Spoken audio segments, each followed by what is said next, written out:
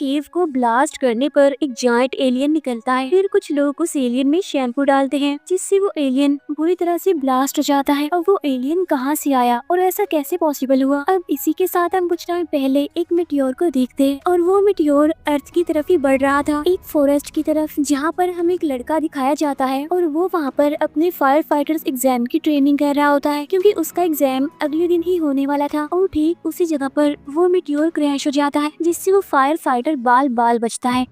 वो मेटियोर वहाँ पर एक काफी बड़ा होल बनाकर 80 फीट नीचे सीधा एक केव में चला जाता है। नेक्स्ट डे एक यूनिवर्सिटी के दो प्रोफेसर्स, जिनमें एक का नाम हैरी और दूसरे का नाम केन होता है, वो इस मेटियोर की इन्वेस्टिगेशन करने के लिए आते हैं। वो उस केव में आकर उस मेटियोर के पास जाते हैं और उसका सैंपल लेने लगते हैं, लेकिन तभी वो नोटिस करते हैं कि उसमें से एक लिक्विड निकल रहा है, इसीलिए वो लोग उसका भी सैंपल ले लेते हैं। केन जब अपनी लैब में रिसर्च कर रहा होता है तो उसे पता चलता है कि इस लिक्विड में एलियन ऑर्गेनिज्म मौजूद है, यानी अगर कहा जाए तो इसमें एलियन सेल्स पाए जाते हैं और ये टाइम गुजरने के साथ साथ तेजी से बढ़ रहे थे और वो कुछ ही टाइम में खुद को 1 से 2 और 2 से 4 कर सकते हैं। तब केन ये बात जाकर हैरी को भी बताता है और जब हैरी ये देखता है तब तक ये और ज्यादा कॉम्प्लेक्स ऑर्गेनिज्म बन चुके थे। अब ये बात केन को काफी हैरान कर देने वाली थी क्योंकि केन के मुताबिक करोड़ों सालों में होने वाला ये प्रोसेस, या अगर कहें कि एवोल्यूशन, इस लिक्विड में कुछ ही घंटों में हो गया था और ये उनके लिए एक काफी बड़ी डिस्कवरी थी। इसके बाद हम देखते हैं कि वो फायर फाइटर अपने एग्जाम में फेल हो गया था और अब वो एक रिच आदमी के पास जॉब करता है, जहाँ वो देखता है कि जमीन से बहुत सारे छोटे छोटे कीड़े बाहर आ रहे हैं। तब ये देखकर वो फायर फाइटर काफी परेशान हो जाता है और वहाँ से चला जाता है। नेक्स्ट डे हैरी और केन अपने साइंस स्टूडेंट्स को भी सर्वे के लिए उसी मेटियोर वाली जगह पर ले जाते हैं और जब वो लोग केव में एंटर करते हैं तो देखते हैं कि मेटियोर के चारों तरफ एलियन मशरूम्स और मॉस उग गए हैं, साथ साथ उन्हें जमीन पर बहुत सारे एलियन कीड़े भी दिखाई देते हैं और ये कीड़े